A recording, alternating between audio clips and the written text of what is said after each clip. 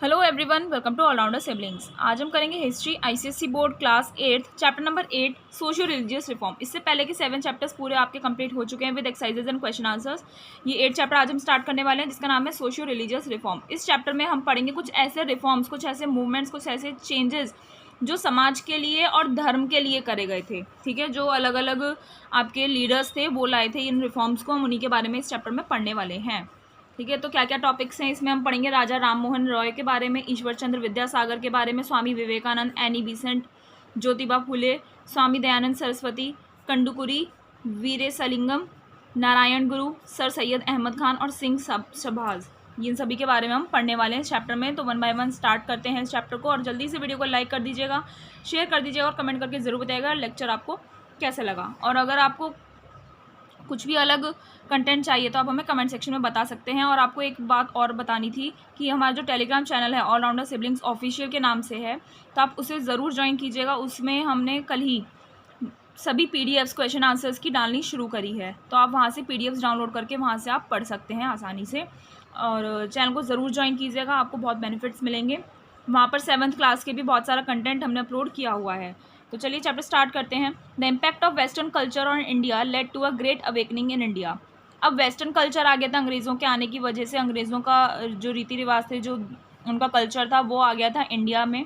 तो उसका जो इफ़ेक्ट था उसकी वजह से इंडिया में बहुत बड़ी अवेकनिंग हुई, यानी कि लोग बहुत जागरूक हुए। Many social reformers came forward, बहुत सारे जो सामाजिक काम करते हैं ना, समाज की भलाई के लिए जो लोग काम करते हैं, ऐसे रिफॉर्मर्स सामने आए, फॉरवर्ड यानी कि सामने आए हैं। Advocated changes in society and reforms in Hindu religion, और जो हिंदू धर्म में जो भी चेंजेस आ रहे हैं, सोसाइटी में जो चेंजेस आ रहे हैं, उन्हें एडवोकेट किया, उनके लिए खड़े हुए।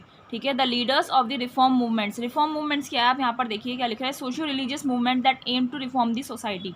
सोशियो रिलीजियस मूवमेंट जो उन मतलब ऐसे मूवमेंट जिनका मेन एम क्या होता है, मेन गोल क्या होता है, सोसाइटी को रिफॉर्म करना, यानी कि फिर से बनाना सोसाइटी को अच्छे तरीके से।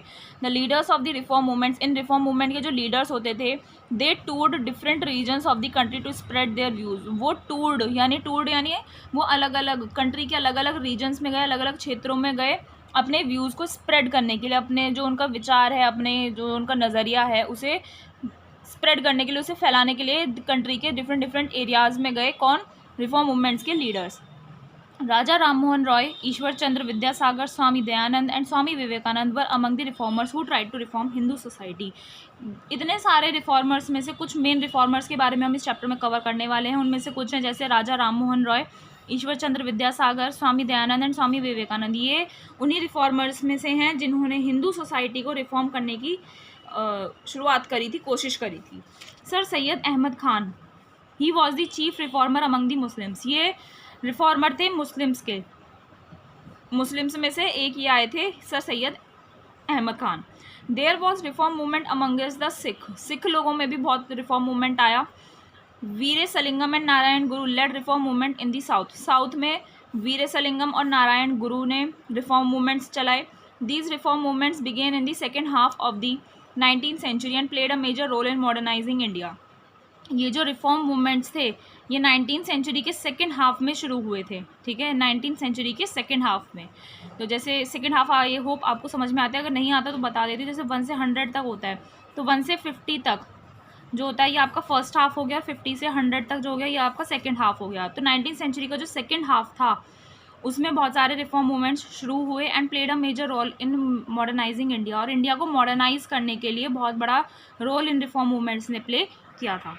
चलिए अब इन्हीं रिफॉर्मर्स के बारे में हम पढ़ते हैं 1 by 1। सबसे पहले हम पढ़ेंगे राजा राम मोहन रॉय के बारे में। He was born in an orthodox family in Bengal, Bengal में इनका जन्म हुआ था ऑर्थोडॉक्स फैमिली में। ऑर्थोडॉक्स होती है जो बिल्कुल कट्टर फैमिली होती है ना, बिल्कुल किसी एक धर्म को मानने वाला है, तो ऐसे परिवार में बंगाल में इनका जन्म हुआ था राजा राम मोहन रॉय का। रॉय से ही समझ में आ रहा है बंगाली होंगे। His knowledge of many Indian and European languages made him well versed in both oriental and western learning and made him a deep thinker.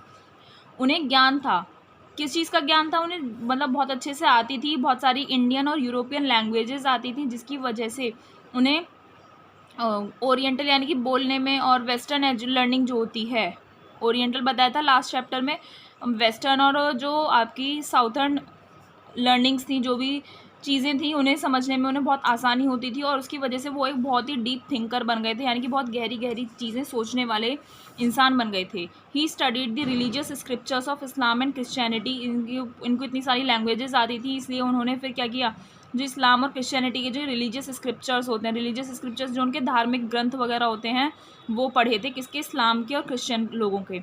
And believed in the oneness of God, और वो भगवान की oneness में क्या करते थे, विश्वास रखते थे। वननेस ऑफ गॉड यानी कि भगवान एक ही है, ठीक है। He condemned rituals and caste based discrimination, उन्होंने रिचुअल्स को कंडेम्ड किया और कास्ट बेस्ड डिस्क्रिमिनेशन के खिलाफ भी वो खड़े हुए। He wanted traditional Indian teaching to coexist with English language and western education. वो ये चाहते थे कि जो भारतीय पारंपरिक भारतीय शिक्षा है उसके साथ साथ इंग्लिश लैंग्वेज भी हो और वेस्टर्न एजुकेशन भी हो। अंग्रेज़ क्या चाहते थे, वो चाहते थे कि सिर्फ इंग्लिश लैंग्वेज में सीखें और वेस्टर्न एजुकेशन सीखें भारतीय, बट ये चाहते थे कि जो हमारा धार्मिक तरीका है पढ़ाई करने का भारतीयों का, उसके साथ साथ इंग्लिश लैंग्वेज भी सीखे और वेस्टर्न एजुकेशन भी आनी चाहिए। वो दोनों चीज़ चाहते थे Raja Ram Mohan Roy. Ram Mohan Roy was convinced that, उन्हें कन्विंस किया गया कि India could progress only through, उन्हें ये विश्वास दिलाया गया कि इंडिया की प्रोग्रेस, इंडिया की जो उन्नति है वो तभी हो सकती है, कब, जब only through learning of western sciences, जब वो वेस्टर्न साइंस पढ़ेंगे यानी कि वेस्टर्न एजुकेशन सीखेंगे, तभी वो क्या कर सकते हैं, इंडिया प्रोग्रेस कर सकती है। वेस्टर्न यानी कि मॉडर्न जो साइंस है, जो अंग्रेज़ों की साइंस है, उसे पढ़ेंगे, उसे सीखेंगे, तभी भारतीय जो है वो प्रोग्रेस कर सकते हैं। Which taught a rational and scientific approach instead of blind belief in the teaching of the Christ. उसमें क्या होता है, वेस्टर्न साइंस में एक रेशनल और साइंटिफिक अप्रोच सिखाया जाता है ना, और ना कि पुजारियों की जो टीचिंग्स होती हैं ना, उसमें कोई अंधविश्वास वगैरह ऐसी चीज़ें नहीं सिखाई जाती हैं। वेस्टर्न साइंस में रेशनल और साइंटिफिक अप्रोच सिखाया जाता है। He founded the Brahmo Samaj in 19th century 1828 in order to purify and reform Hinduism. Hinduism को प्यूरीफाई यानी कि शुद्ध करने के लिए और रिफॉर्म करने के लिए, फिर से उसे बनाने के लिए, क्योंकि वेस्टर्न एजुकेशन का और वेस्टर्न कल्चर का इफेक्ट पड़ गया था, तो हिंदुइज्म को, हिंदू सोसाइटी को क्या करने के लिए, रिफॉर्म करने के लिए और प्यूरीफाई करने के लिए उन्होंने ब्राह्मो समाज की स्थापना करी थी 19th century में 1828 में। He published a Bengali translation of the Vedas, जो हमारे वेद हैं, जो हमारे धर्म में वेद होते हैं हिंदूज़ में, उसका बंगाली ट्रांसलेशन उन्होंने पब्लिश किया था, बंगाली लैंग्वेज में उन्होंने वेदास को लिखा था। And the principles of the Upanishad, और उपनिषद जो होते हैं उनके भी उन्होंने बंगाली लैंग्वेज में लिखा था, ताकि क्या हो, to give the people knowledge of their religion, ताकि लोगों को उनके धर्म की क्या हो सके, नॉलेज हो सके।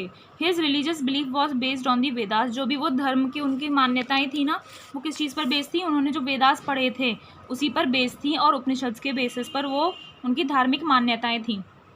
ही अपोज्ड आइडल वर्शिप, उन्होंने आइडल वर्शिप का अपोज किया, यानी कि मूर्ति पूजा, आइडल, ठीक है, आइडल मीन्स मूर्ति पूजा का अपोज किया था, वो नहीं चाहते थे मूर्ति पूजा हो। कास्ट सिस्टम का भी अपोज किया था। And preached worship of one God, और उन्होंने ये सिखाया, ये उपदेश दिया कि एक ही भगवान की पूजा करनी चाहिए। He fought against the evil custom of sati, and it was due to his efforts that Lord William Bentinck banned sati in 1829। उन्होंने जो सती प्रथा थी उसका क्या किया, उसके अगेंस्ट वो खड़े हुए। सती प्रथा में क्या होता था कि अगर किसी लेडी के हस्बैंड की डेथ हो जाती है तो उसे भी जिंदा उसी के साथ जला दिया जाता था। तो इस चीज़ की प्रथा को उन्होंने, इसके अगेंस्ट वो खड़े हुए, उन्हें ये बुराई जो रीत थी, उनकी बुरी रीत थी, इसके खिलाफ खड़े हुए। एंड उन्हीं की कोशिशों की वजह से, उन्हीं के एफर्ट्स की वजह से, उन्हीं की मेहनत की वजह से लॉर्ड विलियम बेंटिक जो थे, उन्होंने 1829 में सती को पूरे तरीके से क्या कर दिया था, बैन कर दिया था, अबॉलिश कर दिया था। ही was a strong champion of women's rights and was against child marriage and polygamy.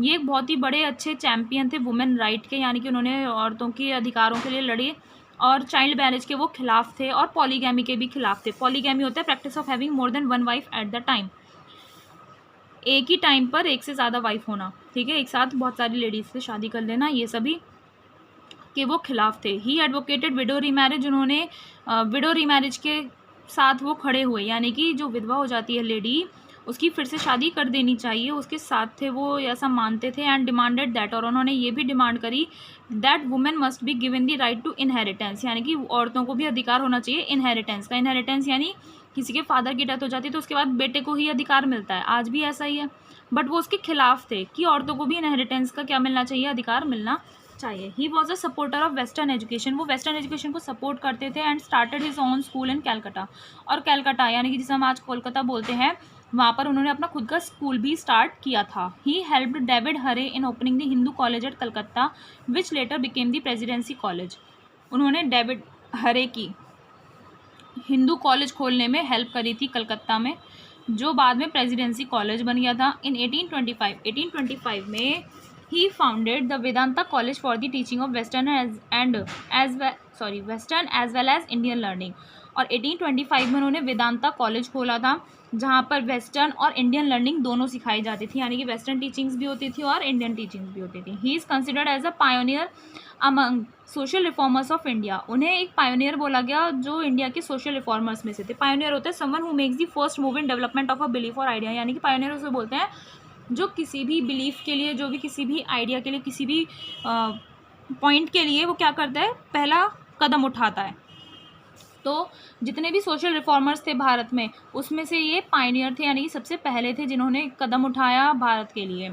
A number of books and journals publish by him spread his ideas. और उन्होंने बहुत सारी बुक्स और जर्नल्स पब्लिश किए थे, जिसकी वजह से उनके जो विचार थे सारे में फैल गए, सभी लोगों तक पहुँच गए। तो ये पहले रिफॉर्मर थे हमारे राजा राम मोहन रॉय। दूसरे आते हैं आपके ईश्वर चंद्र विद्यासागर। ठीक है, आई होप आपको राजा राम मोहन रॉय का समझ में आ गया। कुछ डाउट है तो आप हमसे कमेंट सेक्शन में पूछ सकते हैं। Ishwar Chandra Vidyasagar, he was a great advocate of women's rights and work all his life for improving their status in India. इन्होंने मेन काम क्या किया, ईश्वर चंद्र विद्यासागर ने औरतों के अधिकार के लिए लड़ाई लड़ी कि औरतों को अधिकार मिलना चाहिए, और अपना पूरा जीवन उन्होंने इसी में समर्पित कर दिया, सारा जीवन इसी में बिता दिया, ताकि औरतों की जो स्टेटस है, जो उनका ओहदा है, वो इम्प्रूव किया जा सके इंडिया में। He was greatly interested in the education of women, और उनका इंटरेस्ट इस चीज़ में भी था कि औरतों को भी शिक्षा मिलनी चाहिए, वो भी शिक्षा का अधिकार उन्हें भी होता है। He helped Bethune to set up one of the first school for girls in Calcutta in 1849 called the Bethune school.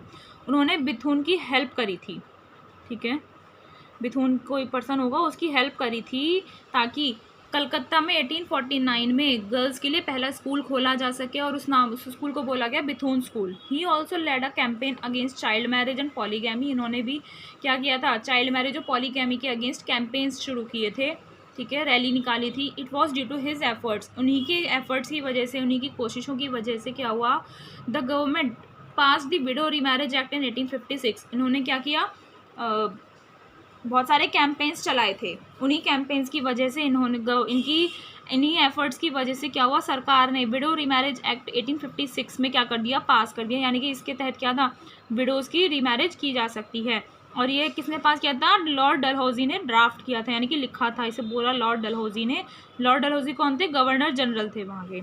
As the principal of Sanskrit college in Calcutta, Ishwar Chandra Vidyasagar open the gates of the Sanskrit college to non Brahmin. क्या, अब Sanskrit college जो कलकत्ता में था उसके principal थे ये ईश्वर चंद्र विद्यासागर। उनके रूप में he open the gates of the Sanskrit college to non Brahmin, जो नॉन ब्राह्मण थे ना, उनके लिए भी उन्होंने संस्कृत कॉलेज खोल दिया था, यानी कि नॉन ब्राह्मण भी आकर संस्कृत कॉलेज में एडमिशन ले सकते थे। He introduce the study of western thought in the Sanskrit college. उन्होंने संस्कृत कॉलेज में वेस्टर्न थॉट जो थे, वेस्टर्न विचार जो थे, उसकी मतलब वेस्टर्न एजुकेशन भी स्टार्ट करनी शुरू कर दी, इंट्रोड्यूस कर दिया। Vidyasagar made remarkable contribution to education of girls and the upliftment of women. और विद्यासागर ने मेन बहुत बड़ा रोल निभाया, बहुत बड़ा कंट्रीब्यूशन दिया, ताकि गर्ल्स को एजुकेशन मिल सके और औरतों का जो स्टेटस है उसके अपलिफ्टमेंट मिल सके। अपलिफ्टमेंट यानी कि उठाया जा सके, एक स्टेटस दिया जा सके। इन्होंने मेन काम किया क्या था कि गर्ल्स की एजुकेशन के लिए लड़ाई लड़ी ज़्यादा, और अपलिफ्टमेंट ऑफ वुमेन, ठीक है, यानी कि औरतों का ओहदा बढ़ाने में हेल्प करी थी ईश्वर चंद्र विद्यासागर ने। इनके बारे में देखिए, यहाँ पर और भी पॉइंट दिया हुआ है। Ishwar Chandra Vidyasagar was the secretary of the Bethune school. Bethune school के ईश्वर चंद्र विद्यासागर क्या थे, सेक्रेटरी थे। It was established by John Elliot Drinkwater Bethune in 1849। इसे स्टैब्लिश किसने किया था, John Elliot Drinkwater Bethune ने किया था 1849 में। It was the first women's school in India. और ये जो स्कूल था बेथुन स्कूल, ये पहला स्कूल था इंडिया में औरतों के लिए, and was known as Hindu female school back then. और उसके बाद में इस स्कूल का नाम रख दिया गया हिंदू फीमेल स्कूल, ठीक है। अब हम पढ़ते हैं थर्ड रिफॉर्मर के बारे में, हमारे स्वामी विवेकानंद जी के बारे में। He was a great disciple of, disciple यानी होता है शिष्य, ठीक है, पहले गुरु और शिष्य ही चलते थे जैसे आज होते हैं, तो ये बहुत बड़े एक शिष्य थे, डिसिपल थे किनके, रामकृष्ण परमहंस के। He had studied Indian and western philosophies, इन्होंने भी क्या किया था, भारतीय पढ़ाई भी करी और वेस्टर्न फिलोसफी भी पढ़ी थी. Deeply disturbed by the poverty and the suffering of the people, he wanted to reawaken the people of India. अब इन पर ये गरीबी और लोग जो सफ़र कर रहे थे, लोगों को जो भुगतना पड़ रहा था, उससे बहुत ज़्यादा डिस्टर्ब्ड हो गए थे. ये बहुत ज़्यादा डिस्टर्ब हो गए, जिसकी वजह से वो ये चाहते थे कि भारत के जो लोग हैं वो जाग जाएं, रीअवेक हो जाएं, जाग जाएं, फिर से अपने तरफ ध्यान दें. He wanted them to be fearless, self confident and self reliant. वो ये चाहते थे कि जो भारतीय हैं वो फियरलेस यानी कि बिना डर के रहें, सेल्फ कॉन्फिडेंट एक कॉन्फिडेंस उनमें होना चाहिए, ठीक है, एंड सेल्फ रिलायंट होने चाहिए. सेल्फ रिलायंट मीन्स होता है एबल टू डू और decide things by one self, यानी कि बिना किसी पर डिपेंड करे आप खुद कोई डिसीजन ले सको या खुद कुछ काम कर सको. तो आज की डेट में भी सेल्फ रिलायंट होना, सेल्फ कॉन्फिडेंट होना बहुत ज़रूरी है. He emphasised character building and patriotism and laid great stress on action. उन्होंने बहुत ज़्यादा एम्फेसाइज किया, यानी कि जोर किस चीज़ पर दिया कि कैरेक्टर बिल्डिंग, यानी कि आपका कुछ कैरेक्टर होना चाहिए, एंड पेट्रियोटिज्म यानी कि आप में क्या होनी चाहिए, देशभक्ति होनी चाहिए, और बहुत ज़्यादा स्ट्रेस डाला एक्शन पे, यानी कि आपको कर्म करना चाहिए. He carried the message of his guru not only in India. उनके गुरु कौन थे उनके, रामकृष्ण परमहंस, है ना, कौन थे ये इनके गुरु थे. तो अपने गुरु का जो उनका थॉट था, जो उनका आइडिया था, वो उसे कहाँ ले गए, इंडिया में ही नहीं, उन्होंने पूरे वर्ल्ड में अपने गुरु का जो संदेश था वो फैलाया. He represented Hinduism at the World Parliament of Religions held at Chicago in 1893 and made a great impact. किन्होंने स्वामी विवेकानंद जी ने हिंदुइज्म को रिप्रेजेंट किया था वर्ल्ड पार्लियामेंट ऑफ रिलीजन्स में, ठीक है, चिकागो में 1893 में एक मीटिंग हुई थी वर्ल्ड पार्लियामेंट ऑफ रिलीजन्स में, रिलीजन्स के नाम से. तो उन्होंने हिंदुइज्म को रिप्रेजेंट किया था और बहुत बड़ा इफेक्ट लोगों पर छोड़ा, इम्पैक्ट डाला, प्रभाव डाला. He revive the image of spiritual India. उन्होंने जो स्पिरिचुअल इंडिया की, धार्मिक भारत की जो इमेज थी उसे रिवाइव कर दिया, फिर से जगा दिया, जीवित कर दिया. ही founded the Ramakrishna mission in 1896 में उन्होंने रामकृष्ण मिशन क्या किया था, शुरू किया था. The mission started schools, colleges, hospitals, orphanages to serve the common people. इस मिशन के तहत उन्होंने बहुत सारे स्कूल्स, कॉलेजेस, हॉस्पिटल्स, ऑर्फनेजेस यानी कि जो अनाथ आश्रम होते हैं, ये सभी शुरू किए ताकि आम आदमी को सेवा कर सकें उनकी. It preached unity and oneness of all religions. उन्होंने, और इस मिशन के थ्रू उन्होंने सभी धर्म में एकता होनी चाहिए, ये सभी चीज़ें सिखाई. Vivekanand asked people to cultivate the spirit of liberty, equality and free thinking. और इन्होंने लोगों को मोटिवेट किया, उन्हें बोला कि आप में लिबर्टी, इक्वालिटी और फ्री थिंकिंग की क्या होनी चाहिए, स्पिरिट होनी चाहिए, एक जोश होना चाहिए कि आप फ्री हैं, कुछ भी कर सकते हैं, कुछ भी सोच सकते हैं और आप सब बराबर हैं. ये सभी पॉइंट्स उन्होंने क्या किया, लोगों में एनकरेज करने की लोगों को कोशिश की उन्होंने. नेक्स्ट रिफॉर्मर आती है हमारी एनी बेसेंट. कौन, Annie Besant. The theosophical Society was founded in the United States by the madame Blavatsky and colonel H.S. Olcott. जो थियोसॉफिकल सोसाइटी थी, इसकी खोज करी गई थी यूनाइटेड स्टेट्स में, यूएस में, और किसने की थी, madam Blavatsky and colonel H.S. ओलकॉट ने की थी. They came to India later and set up its headquarters at Adyar near Madras in 1886. वो इंडिया में आते हैं बाद में, एंड बाद में वो लोग यूएस से इंडिया में आते हैं और अपना हेडक्वार्टर जो है उनका एडियर, मद्रास के आसपास एक एरिया था एडियर, 1886 में वहाँ पर अपना हेडक्वार्टर ये लोग सेटअप कर देते हैं. कौन, madame Blavatsky and colonel H.S. Olcott. The work of this society was carried on in India and by an Irish lady called Annie Besant.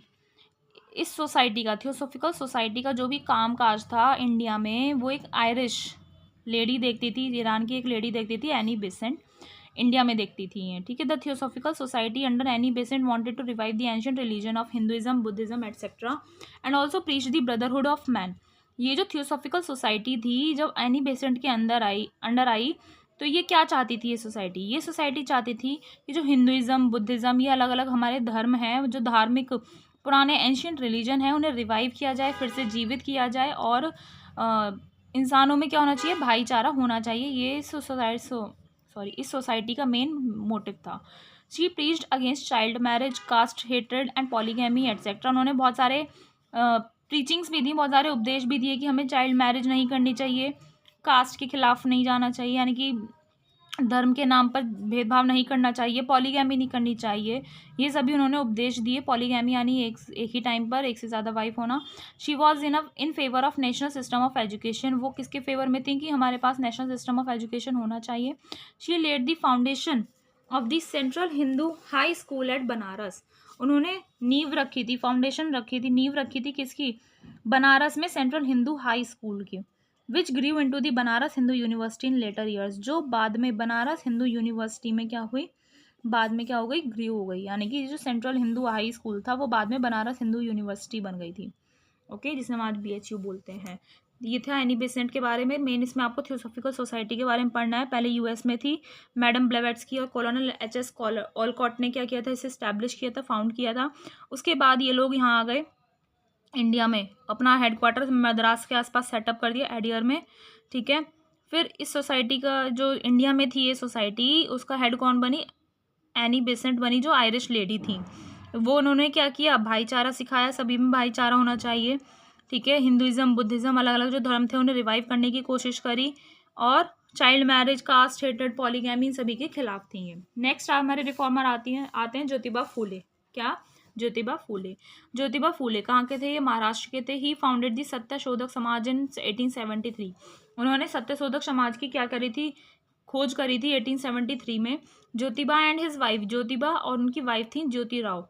ठीक है, they started a school for girls at Poona, इन दोनों ने मिलकर, इन्होंने और इनकी wife ने मिलकर क्या किया? गर्ल्स के लिए पूना में स्कूल खोला।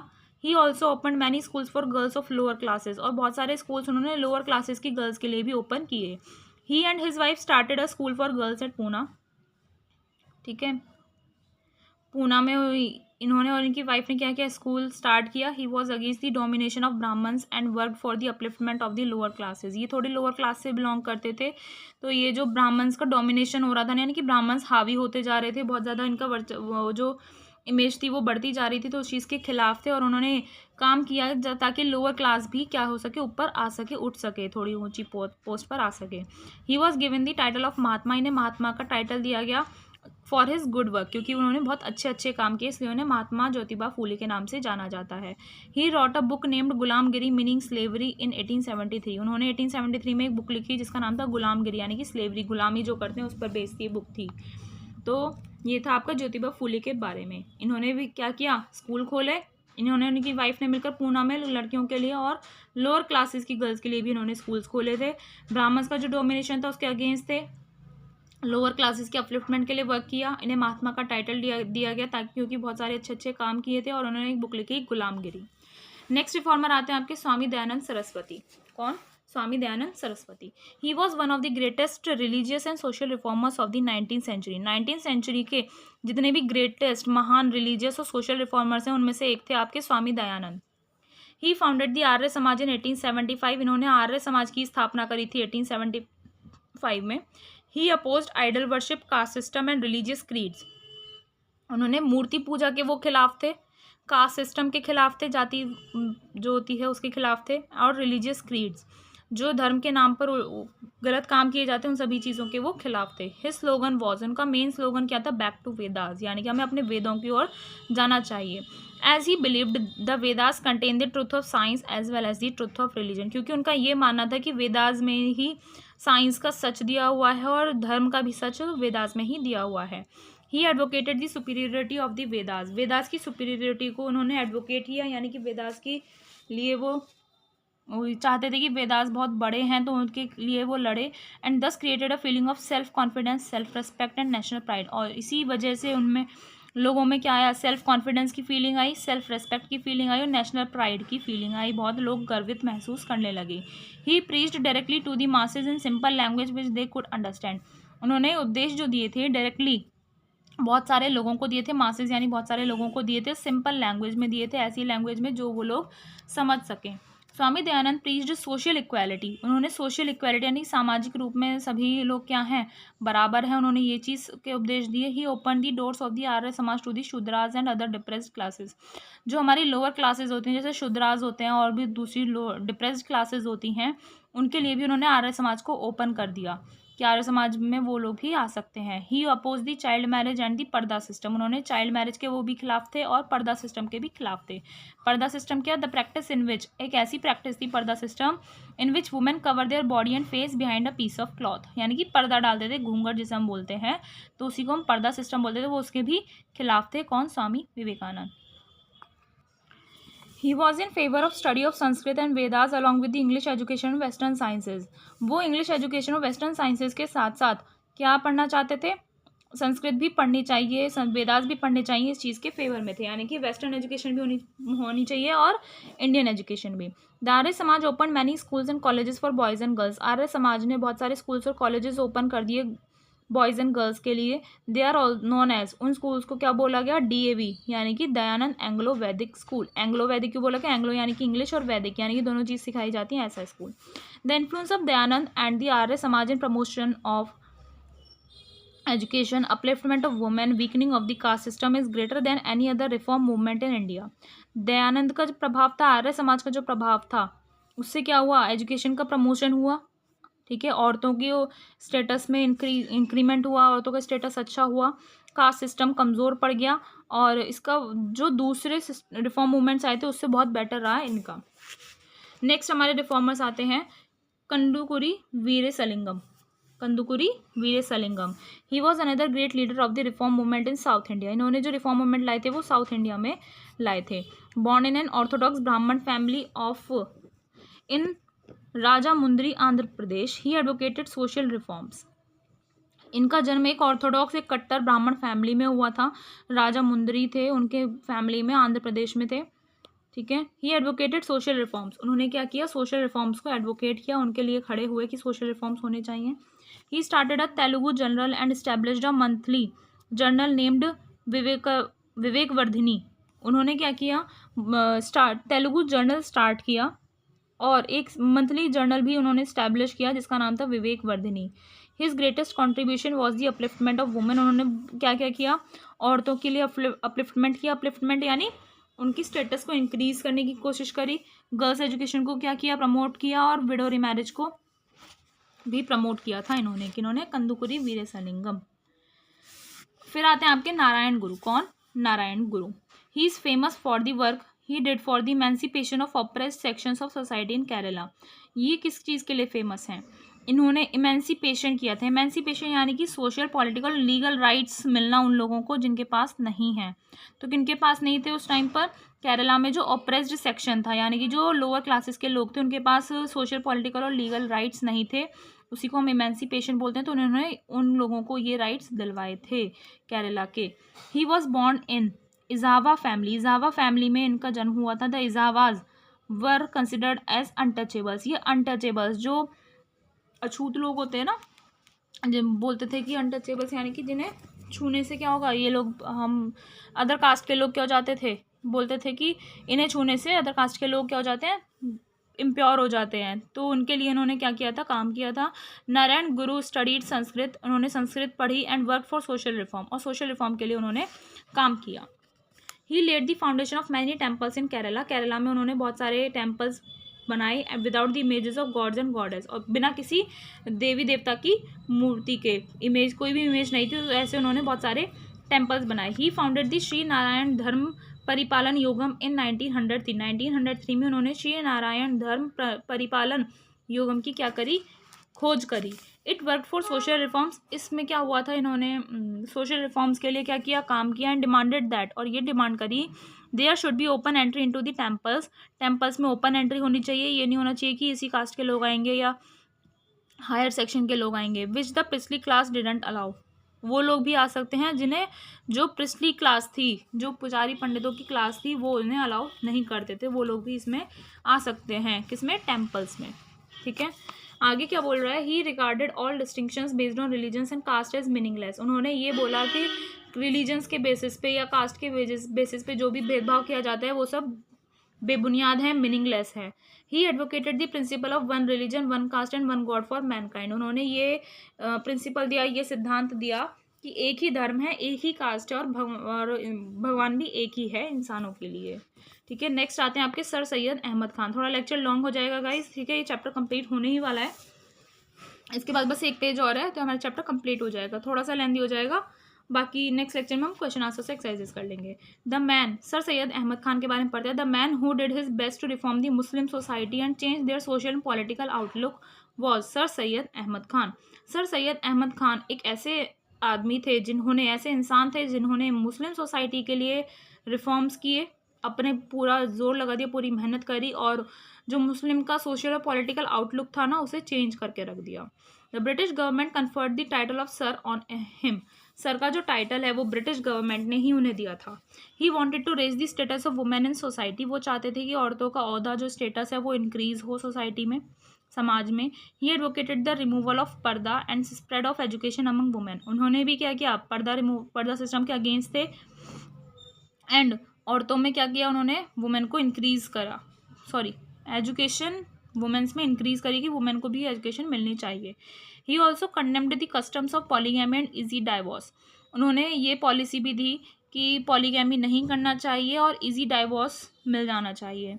ही advise the Muslims to receive English education and learn western sciences and culture and adopt modern ways and ideas. उन्होंने मुस्लिम्स को क्या एडवाइस दी, क्या सलाह दी कि इंग्लिश एजुकेशन भी लें, वेस्टर्न साइंसेज भी सीखें, कल्चर भी सीखें और मॉडर्न वे और आइडियाज़ जो उनके मॉडर्न तरीके हैं उन्हें क्या करें, वो लोग अडॉप्ट करें। He founded the Mohammedan Anglo Oriental college at Aligarh in 1875 for the promotion of western sciences and the culture among the Muslims. Muslims में वेस्टर्न साइंस जो वेस्टर्न कल्चर है उसे प्रमोट करने के लिए, उसे बढ़ावा देने के लिए उन्होंने 1875 में Mohammedan Anglo Oriental college Aligarh में खोला था।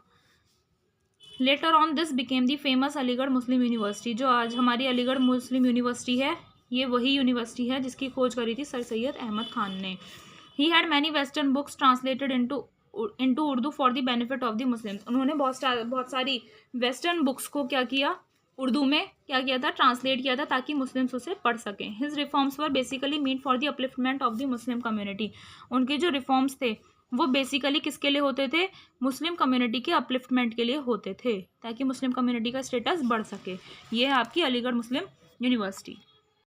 ये लास्ट पेज है आपका इस चैप्टर का। यहाँ पर देखिए आपको खालसा कॉलेज अमृतसर दिखाया हुआ है। अभी हम सिंह सभाज में पढ़ेंगे क्या है इसमें। The Singh Sabhas founded at Lahore and Amritsar in 19th century were first to start the movement for reforms among the Sikh. जो सिंह सभाज थी लाहौर और अमृतसर में, इसकी खोज हुई थी 19th सेंचुरी में। ये सबसे पहले थे जिन्होंने सिख लोगों में जो रिफॉर्म मूवमेंट्स होना चाहिए सिख कम्युनिटी में, तो उसके लिए इन्होंने क्या किया था, रिफॉर्म मूवमेंट्स लाए थे ये। It was with their help that the Khalsa College of Amritsar was founded and many schools were also opened at the end of the 19th century. उनकी ही हेल्प से क्या हुआ, खालसा कॉलेज जो था अमृतसर का उसकी खोज की गई, जो भी आपको दिखाया था। एंड मैनी स्कूल्स, और बहुत सारे स्कूल्स भी 19th सेंचुरी के एंड तक खोले गए। They promoted the teachings of the Sikh gurus, promotion of education among the Sikh and production of religious literature. उन्होंने क्या, किस चीज़ का प्रमोशन किया, किस चीज़ को बढ़ावा दिया कि सिख गुरु की टीचिंग्स लोगों को आनी चाहिए, एजुकेशन, सिख लोगों को भी एजुकेशन मिलनी चाहिए, और रिलीजियस लिटरेचर जो धार्मिक साहित्य होते हैं, धार्मिक हमारे ग्रंथ हैं, उनका भी प्रोडक्शन होना चाहिए। इस चीज़ का उन्होंने बढ़ावा दिया था। Gurmukhi and Sikh scriptures were made compulsory in Khalsa schools. Khalsa schools में गुरुमुखी और सिख लोगों के जो स्क्रिप्चर्स यानी कि जो उनके पवित्र ग्रंथ माने जाते हैं वो खालसा स्कूल्स में कंपलसरी कर दिए गए। The reform effort gained momentum after 1920 when the Akali movement rose in the Punjab में अकाली मूवमेंट शुरू हुआ था। तो उसके बाद इस रिफॉर्म मूवमेंट्स में मोमेंटम आया, यानी कि बहुत ज़्यादा इंक्रीमेंट आया, लोग बहुत इस मूवमेंट को सपोर्ट करने लगे। कब, जब अकाली मूवमेंट आया पंजाब में। The main aim of the Akalis was to purify the management of the gurdwaras और सिख श्राइन्स। अकाली मूवमेंट का मेन काम क्या था, अकालीज का जो गुरुद्वारा का मैनेजमेंट है उसे क्या करना, प्योरीफाई करना, यानी कि शुद्ध करना, अच्छे सारी तरीके से उसे मैनेज करना, और या फिर जितने भी सिख श्राइन्स हैं यानी कि जो उनके आपके तीर्थ हैं, जिनके सिख लोगों के श्राइन्स यानी तीर्थ हैं, उन्हें क्या करना, प्योरीफाई करना, शुद्धि करना उनकी। The gurdwaras had been heavily endowed with land and money by devout Sikhs. जो आपके भ्रष्ट सिख लोग थे वो क्या करते थे, गुरुद्वाराज में जितने भी धन संपत्ति आती थी उसे क्या कर लेते थे, अपने अंडर कर लेते थे। But they were managed autocratically by corrupt and selfish mahants. But ये सभी चीज़ें, बहुत सारे लोग जो थे क्या करते थे, बहुत सारा लैंड और मनी क्या करते थे, डिवोट वो देते थे, लेकिन ये सारा जो पैसा था, लैंड था, ये सभी ऑटोक्रेटिकली यानी कि ऑटोमेटिकली करप्ट और सेल्फिश महंत क्या कर लेते थे, अपने अंडर कर लेते हैं। महंत यानी जो भी किसी भी पूजा स्थान का जो चीफ प्राइस्ट होता है, यानी कि जो पंडित होता है, उसे ही हम महंत बोलते हैं। A law was passed in 1925 में एक लॉ पास किया गया and the right of managing gurdwaras was given to the Shiromani Gurdwara Prabandhak committee. और गुरुद्वारा को मैनेज करने का जो भी अधिकार था वो शिरोमणि गुरुद्वारा प्रबंधक कमेटी को दे दिया गया 1925 में। तो ये सारे हमारे रिफॉर्म मूवमेंट्स कंप्लीट हो गए हैं। ये लास्ट छोटा सा एक पैराग्राफ बच रहा है कंक्लूजन का, ये हम पढ़ लेते हैं, आपका चैप्टर कंप्लीट हो जाएगा।